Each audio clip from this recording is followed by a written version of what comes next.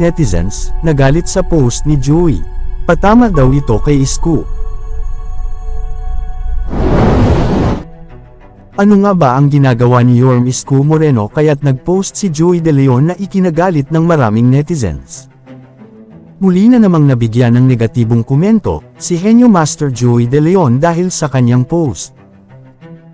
Sa kabila ng mga batikos na tinatanggap ng mga bagong hosts ng Itbulaga mula sa Tape Incorporated.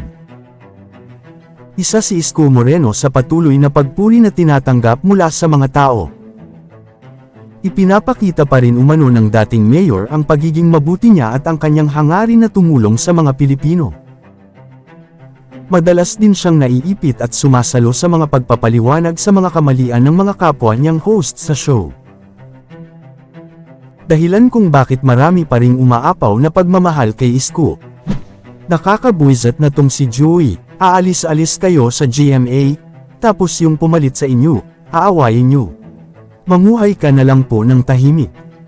Magsasawa din yan, at babalik din sa kanila yung ginagawa ni Tandang Paurong. Dapat hiwalay ang Facebook sa mga toxic at bitter na katulad ni Joey De Leon. Ngunit ano nga ba ang dahilan ni Joey De Leon sa pagsasabi at paggawa ng mga bagay na ito patungkol kay Isko Moreno? Caption niya kasama ang picture ng buong The Barkads. G na Jitel, genuine na legit. The hints gedali, hindi tagilid. Marami ang naniniwala na si Isko Moreno ang pinapatamaan ni Joey sa kanyang kriptikong post.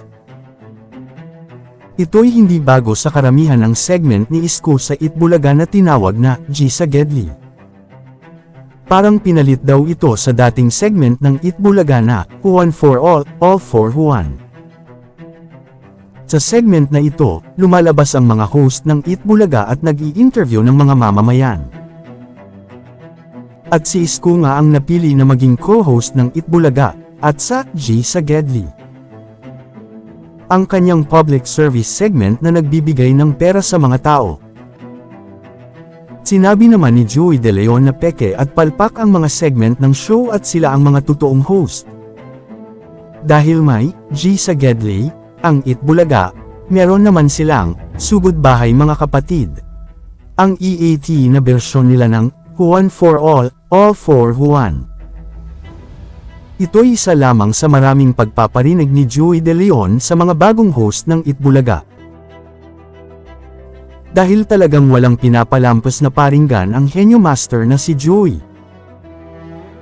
Pero ang tanong ng mga netizens, kailan nga ba titigil sa pagiging bitter si Joey De Leon? Kayo mga idol, ano ang masasabi nyo sa chika topic natin ngayon? At syempre bago tayo magtapos sa ating video, ay inaanyayahan ko kayo na mag-like sa ating Facebook at mag-subscribe na rin sa YouTube, dahil malaking tulong na ito sa pag-grow ng aking channel, upang mas lalo pa ako na magsipag sa pag-upload ng mga videos na kagaya nito. Hindi naman ako nagmamakaawa sa inyo mga idol, pero sana maawa na kayo. Hanggang dito na lang ang ating video. Maraming salamat sa inyong pagtambay, bye-bye!